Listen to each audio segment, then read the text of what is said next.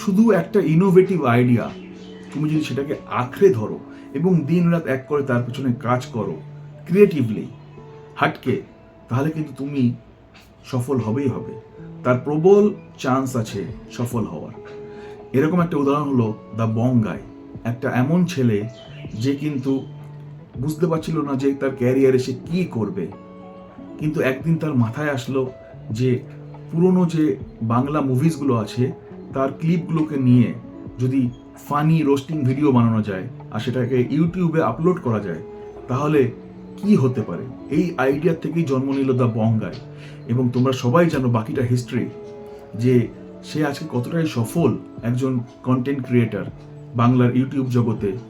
সে একজন সফল content creator ফেসবুকে, এবং সে তার চ্যানেলে লক্ষ লক্ষ মানুষকে অ্যাট্রাক্ট করেছে, তারা তাকে ফলো করছে এবং সে সেখান থেকে একটা প্রচুর টাকা উপার্জন করছে, একটা ভালো লাইফ লিড করছে, একটা এক্সাম্পল সেট করেছে।